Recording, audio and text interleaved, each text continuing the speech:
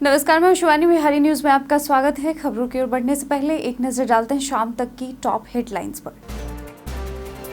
BPSC की 2 नई भर्तियों का नोटिफिकेशन जारी। टीआरई 4 के तहत करीब 1,60,000 शिक्षकों की होगी बहाली।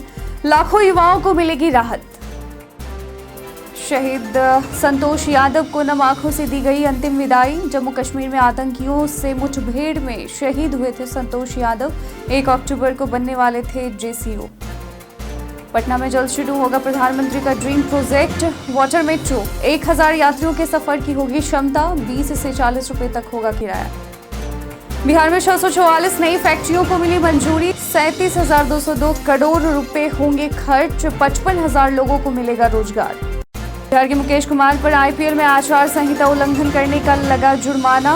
वानखेड़े स्टेडियम में मुकेश कुमार ने स्वीकार किया लेवल 1 का अपराध। 59 रन से मुंबई से हारी मुकेश कुमार की टीम दिल्ली कैपिटल्स। तो ये थी शाम तक की टॉप हेडलाइंस। अब नजर डालते हैं 15 प्रमुख खबरों पर। बीपीएससी की 2 नई भर्तियों का नोटिफिकेशन हुआ जारी। बिहार सरकार ने शिक्षा और सरकारी भर्तियों के मोर्चे पर कई बड़े फैसले लिए हैं। बीपीएससी ने असिस्टेंट सेक्शन ऑफिसर के 41 और खनिज विकास अधिकारी के 15 पदों पर नई भर्तियों का नोटिफिकेशन जारी किया है। इसके अलावा टीआरई 4 के तहत करीब 1,60,000 शिक्षकों की बहाली, 7,229 विशेष शिक्षकों की नियुक्ति और 6,421 अनुकंपा नियुक्तियों की प्रक्रिया 10 अगस्त से पहले पूरी की जाएगी। शिक्षा मंत्री सुनील कुमार की अध्यक्षता में हुई बैठक में शिक्षकों के तबादले, सक्षमता परीक्षा और मातृत्व अवकाश से जुड़ी विसंगतियों को दूर करने के निर्देश दिए गए हैं। साथ ही सभी शिक्षकों को साल में 2 बार अनिवार्य आवासीय प्रशिक्षण दिया जाएगा। सरकारी स्कूलों के छात्रावासों की स्थिति में सुधार और स्कूलों के लिए भूमि बैंक की योजना भी तय की गई है। बीपीएससी भर्ती और टीआरई 4 की प्रक्रिया से लाखों युवाओं को राहत मिलने की उम्मीद है। स्कूल जाने के लिए पिछड़े वर्ग के छात्रों को प्रेरित करेंगे अफसर। पिछड़ा एवं अति पिछड़ा वर्ग के छात्रों को स्कूल में नामांकन के लिए प्रेरित करने का निर्देश दिया गया है। सभी अनुमंडल कल्याण पदाधिकारी टोला, मोहल्ला और गांव में जाकर प्रवेश के लिए छात्रों को प्रोत्साहित करेंगे। विभाग के प्रधान सचिव HR श्रीनिवास ने कहा कि अन्य पिछड़ा वर्ग कन्या आवासीय +2 विद्यालयों में कोई सीट खाली न रहे और स्कूल पूर्ण क्षमता पर चले। उन्होंने स्कूल भवनों के शीघ्र निर्माण और गुणवत्ता पर ध्यान देने के निर्देश भी दिए हैं। छात्रावासों की देखभाल और रखरखाव की समीक्षा की गई। प्री मैट्रिक छात्रवृत्ति के भुगतान में कटिहार और मधेपुरा में लंबित राशि जल्द चुकाने को कहा गया है। सभी जिलों को उपयोगिता प्रमाण पत्र शीघ्र देने के लिए भी निर्देशित किया गया है। बैठक में विभाग के उच्चाधिकारी और कल्याण पदाधिकारी मौजूद थे।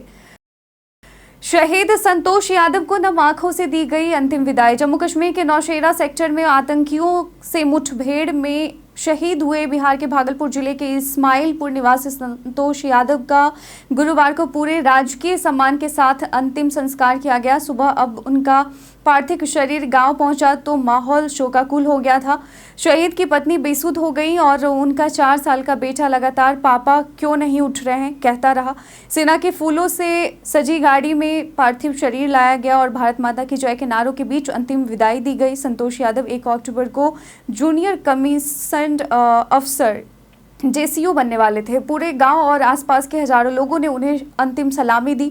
देशभक्ति और दुख के मिले जुले माहौल में संतोष यादव का अंतिम संस्कार हुआ, जिससे गांव में गर्व और गम दोनों की भावना देखी गई।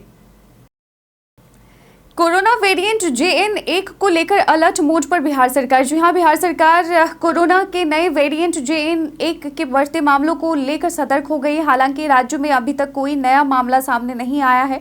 स्वास्थ्य विभाग ने केंद्र सरकार की गाइडलाइन के अनुसार निगरानी तेज कर दी है। बिहार के प्रमुख स्वास्थ्य निदेशक विनोद कुमार सिंह ने बताया कि राज्य में संक्रमण की ताजा पुष्टि नहीं हुई है, लेकिन आवश्यक SOP, गाइडलाइन और इंफ्रास्ट्रक्चर तैयार है। जरूरत पड़ने पर त्वरित कार्रवाई की जाएगी। भारत सरकार के निर्देश पर राज्यों को जल्द ही विशेष गाइडलाइन जारी होने की संभावना है। मुंबई, तमिलनाडु और केरल जैसे राज्यों में संक्रमण बढ़ रहा है, इसलिए बिहार भी पूरी तैयारी के साथ अलर्ट मोड पर है।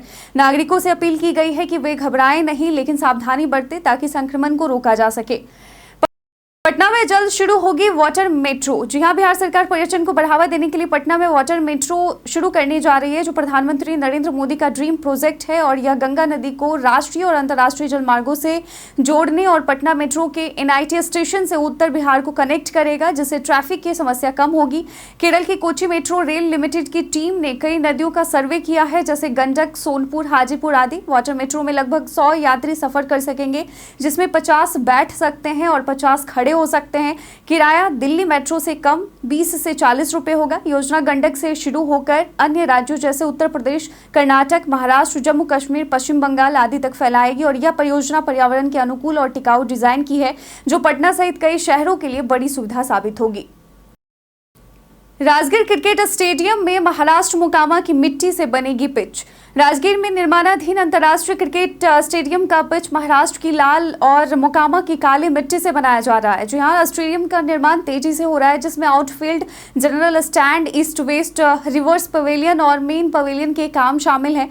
भवन निर्माण विभाग के सचिव कुमार रवि के अनुसार स्टेडियम में भूमिगत ड्रेनेज प्रणाली भी बनाई जा रही है ताकि बारिश में पानी निकासी हो सके। यह पूर्वोत्तर भारत का पहला स्टेडियम होगा जिसमें 13 पिच पर घास लगी होगी। 350 करोड़ की लागत से बन रहा है यह स्टेडियम 40,000 दर्शकों की क्षमता रखेगा। 4 बड़े गेट बनाए जा रहे हैं जिनमें खिलाड़ी, वीआईपी और आम दर्शकों के लिए अलग अलग प्रवेश द्वार होंगे। पार्किंग और कैफेटेरिया जैसी सुविधाएं भी होंगी। उम्मीद है कि सितंबर-अक्टूबर तक स्टेडियम तैयार हो जाएगा। केंद्र सरकार ने एमएसपी पर चना, मसूर, सरसों की कीमत की तय। बिहार सरकार राज्य के किसानों से चना, मसूर और सरसों की खरीद करेगी। केंद्र सरकार द्वारा न्यूनतम समर्थन मूल्य यानी एमएसपी तय किया गया है, जिसमें चना के लिए 5,650 रुपये प्रति क्विंटल, मसूर के लिए 6,700 रुपये प्रति क्विंटल और सरसों के लिए 5,950 रुपये प्रति क्विंटल की दर निर्धारित है। सहकारिता मंत्री डॉक्टर प्रेम कुमार ने नेफेड और एनसीसीएफ के अधिकारियों के साथ वीडियो कॉन्फ्रेंसिंग में इस योजना पर चर्चा की। रबी विपणन मौसम 2025-26 के लिए नेफेड और एनसीसीएफ को केंद्र सरकार द्वारा दलहन और तिलहन की खरीद का अधिकार दिया गया है। राज्य में खाद्य एवं उपभोक्ता संरक्षण विभाग इस कार्यक्रम का नोडल विभाग होगा, जबकि बिहार राज्य खाद्य निगम राज्य एजेंसी के रूप में काम करेगा। किसानों का निबंधन, गोदाम की उपलब्धता और सर्वेयर की नियुक्ति जैसे कार्य जल्द पूरा करने के निर्देश भी दिए गए हैं। 23 मई को बीएलए को दिया जाएगा प्रशिक्षण। बिहार विधानसभा चुनाव के 7वें चरण के तहत 23 मई को पटना, भोजपुर, बक्सर, कैमूर और रोहतास जिलों के बूथ लेवल एजेंट यानी बीएलए को प्रशिक्षण दिया जाएगा। मुख्य निर्वाचन पदाधिकारी विनोद सिंह गुंजियाल के निर्देश पर चरणवार प्रशिक्षण कार्यक्रम आयोजित किया जा रहा है, जिसमें राष्ट्रीय और राज्य स्तरीय मान्यता प्राप्त राजनीतिक दलों के बीएलए भाग ले रहे हैं। प्रशिक्षण जगजीवन राम संसदीय अध्ययन एवं राजनीतिक अनुसंधान संस्थान परिसर में हो रहा है। छठे चरण का प्रशिक्षण पूरा हो चुका है, जिसमें 179 एजेंट शामिल थे। अब तक 6 चरणों में कुल 943 बीएलए को प्रशिक्षित किया जा चुका है। प्रशिक्षुओं को मतदाता सूची, चुनाव प्रक्रिया और जिम्मेदारियों की जानकारी दी जा रही है। राष्ट्रीय स्तर के मास्टर ट्रेनर जैसे राजेंद्र कर्मशील, संजय कुमार मिश्रा आदि प्रशिक्षण दे रहे हैं। अंत में प्रश्नोत्तर सत्र भी आयोजित किया जाता है। सासाराम में रिश्वत लेते केंद्रीय विद्यालय के प्रिंसिपल गिरफ्तार। सासाराम से बड़ी खबर सामने आई, जहां सीबीआई ने पीएम श्री केंद्रीय विद्यालय के प्रिंसिपल मयंक कुमार श्रीवास्तव को 32,000 रुपए की रिश्वत लेते रंगे हाथ गिरफ्तार किया है। यह कार्रवाई विद्यालय परिसर में स्थित प्रिंसिपल के सरकारी आवास पर की गई, जहां सीबीआई टीम ने छापेमारी कर उन्हें पकड़ा। शिकायत माही इंटरप्राइजेज के प्रोपराइटर प्रिंस कुमार ने की थी, जिन्होंने आरोप लगाया था कि 1,92,000 रुपए के बिल भुगतान के बाद प्रिंसिपल ने 32,000 रुपए की मांग की थी और जांच के बाद सीबीआई ने जाल बिछाया और उन्हें रिश्वत लेते हुए पकड़ लिया। गिरफ्तारी के बाद मयंक श्रीवास्तव को पटना ले जाया गया। इस घटना के बाद विद्यालय कर्मियों में हड़कंप मच गया है। सीबीआई की यह कार्रवाई भ्रष्टाचार के खिलाफ बड़ी पहल मानी जा रही है। बिहार में 644 नई फैक्ट्रियों को मिली मंजूरी। बिहार में वित्तीय वर्ष 2024-25 के लिए 644 नई फैक्ट्रियों को मंजूरी मिली है, जिनमें टेक्सटाइल, लेदर, प्लास्टिक और मशीनरी शामिल है। कुल 32,202 करोड़ रुपए के निवेश में 55,000 लोगों को रोजगार मिलेगा। उद्योग विभाग ने स्टेज 1 में 420 और स्टेज 2 में 244 इकाइयों को स्वीकृति दी है। सूक्ष्म, लघु और मध्यम उद्योगों के लिए पटना, मुजफ्फरपुर, पूर्णिया, राजगीर और सारण में एक्सटेंशन सेंटर स्थापित किए जा रहे हैं। पिछले 2 वर्षों में 2,312 उद्योग स्थापित हुए हैं। हाल ही में पटना में आयोजित अंतर्राष्ट्रीय रिवर्स बायर सेलर मीट में 20 देशों के खरीदार शामिल हुए, जहां 1,80,000 करोड़ रुपए के निवेश प्रस्ताव सामने आए। केंद्रीय कपड़ा मंत्री गिरिराज सिंह के अनुसार बिहार जल्द टेक्सटाइल हब बनेगा। हालांकि जमीन आवंटन और पर्यावरण मंजूरी को समय पर हल करना आवश्यक है ताकि निवेश योजनाएं सफल हों। पटना हाईकोर्ट ने 19,858 पुलिस सिपाहियों के तबादलों पर लगाई रोक। पटना हाईकोर्ट ने बिहार पुलिस के 19,858 सिपाहियों के अंतर जिला तबादलों पर फिलहाल रोक लगा दी है और यह आदेश वकील अवनीश कुमार की याचिका पर सुनवाई के बाद दिया गया है, जिसमें कहा गया था कि तबादले बिना वैध ट्रांसफर पॉलिसी के किए गए हैं। वर्ष 2022 में पुरानी स्थानांतरण नीति समाप्त कर दी गई थी, लेकिन अब तक नई नीति लागू नहीं हुई है। कोर्ट ने प्रारंभिक रूप से माना कि इतने बड़े पैमाने पर तबादले उचित प्रक्रिया के बिना करना न्याय संगत नहीं है। इसी आधार पर तबादला आदेश पर अस्थायी रोक लगाई गई है। गौरतलब है कि 5 मई को बिहार पुलिस मुख्यालय ने एक साथ 19,858 सिपाहियों का तबादला कर दिया था और उन्हें 15 दिनों के भीतर नए जिलों में योगदान देने का निर्देश दिया गया था। अब इस आदेश पर कानूनी प्रक्रिया पूरी होने तक रोक रहेगी। वाल्मीकि टाइगर रिजर्व में 4 वर्षीय बाघिन की गई जान। बिहार के पश्चिमी चंपारण में वाल्मीकि टाइगर रिजर्व के वन प्रमंडल 2 में आज 4 वर्षीय बाघिन का शव मिला, जिस पर गहरे जख्म थे। प्रारंभिक जांच में मौत क्षेत्रीय बाघों की भिड़ंत से हुई बताई जा रही है। दूसरे बाघ की भी तलाश जारी है, जो घायल हो सकता है।